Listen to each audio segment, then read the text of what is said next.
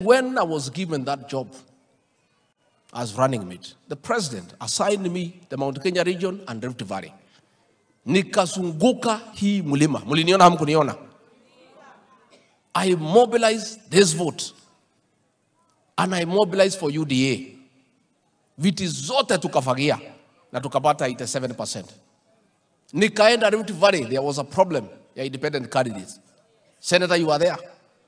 I mobilized the people, tukapata viti yote. Siku tulikuwa tunaenda running mate, tunaenda debate. Hiyo group tu wakaenda kwa rais. Oh, hii mtu yako ulichukua sasa ona. Akienda hii debate tumeisha. Hii mtu hajasoma, hajui Kizungu, hajui kuvaa. Sasa tulikuambia ukampatia. Sasa hii uchaguzi yako yote itaharibika. Wakamkoroga rais mpaka rais akanipigia, sasa hii debate namna gani? Utaenda ama tuache?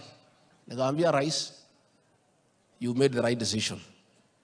Nikamwambia Deputy President William Ruto, tonight by 11 p.m. I'll wind up that lady utamsikia tena kwa siasa ya Kenya.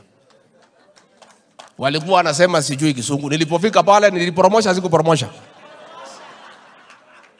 You know, these people, some of them were saying ati mtu ni first term MP, sisi tumekuwa term 2, term 3, wananidharau mimi.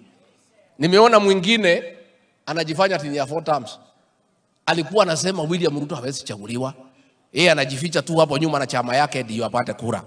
Hata hakupigia William Ruto kura. Ati siku hizi ananitukana ati kama hutaki serikali ati toka uende utafute yako. Na yeye hakupigia rais kura. Sasa tunaona watu who are not with the president today are lecturing us about loyalty to the president. When we suffered to stand with William Ruto, hakuna mtu aliumia kuliko mimi. Iko tukasimama kidete. When William Ruto president needed a man to stand with him, we were there. Tumeona watu walikuwa wanampiga, wengine walitufungulia mashitaka ya uongo, waliletwa kwa serikali ndio wanakoroga hii serikali yetu na fitina na propaganda. When President William Ruto needed people to stand with him, we were there for him. Characters alimechukua kutoka serikali iliyopita who are mobilizing funds against him, wamepewa viti ndio wanakoroga hii serikali.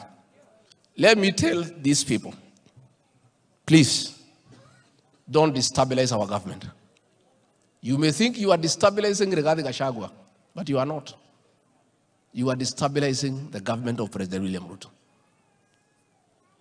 Tulishinda kura na 200,000 only. Musikuwe na kiburi. Don't forget the journey imetufikisha hapa. Don't forget the struggles imetufikisha hapa.